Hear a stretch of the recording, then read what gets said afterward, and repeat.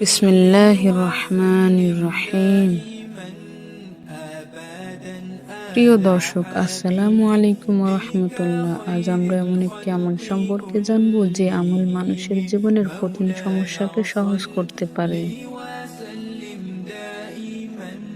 দুঃখকে সুখে পরিণত করতে পারে, রিজিক বৃদ্ধি করতে পারে, মনের অশান্তি দূর করতে পারে। এমনকি যে কাজকে আমরা অসম্ভব মনে করি, আল্লাহ চাইলে সে কাজও সম্ভব হয়ে যেতে পারে। আর সেই আমল হলো ইস্তেগফার, অর্থাৎ আল্লাহর কাছে ক্ষমা প্রার্থনা করা।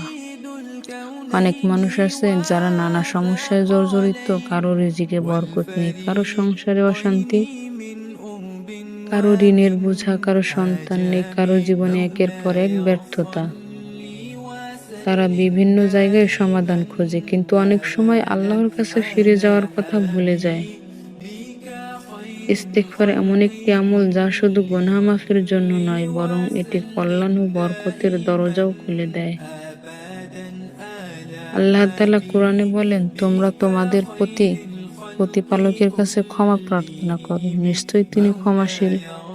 তিনি তোমাদের প্রচুর বৃষ্টি বর্ষণ করবেন তোমাদের উপর এবং ধন সম্পদ, সন্তান সন্ততি দ্বারা তোমাদের সাহায্য করবেন। এই আয়াত থেকে বোঝা যায় ইস্তেগফার শুধু আখিরাতের জন্য নয়, দুনিয়ার কল্যাণের সাথেও জড়িত।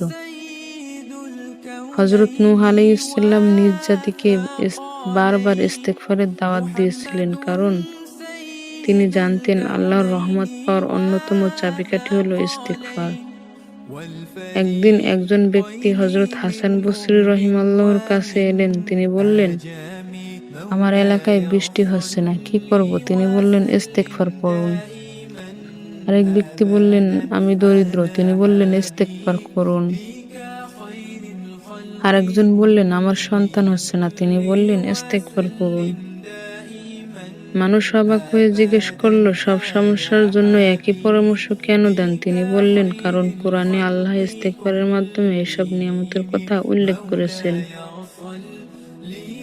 প্রিয় দর্শক, অনেক সময় আমরা মনে করি আমার সমস্যা খুব বড়, এর সমাধান নেই। কিন্তু মনে রাখতে হবে, সমস্যা যত বড়ই হোক, আল্লাহ তার চেয়েও বড়। যে রব শূন্য থেকে এই মহাবিশ্ব সৃষ্টি করেছেন, তিনি চাইলে আপনার অসম্ভবকেও সম্ভব করে দিতে পারেন।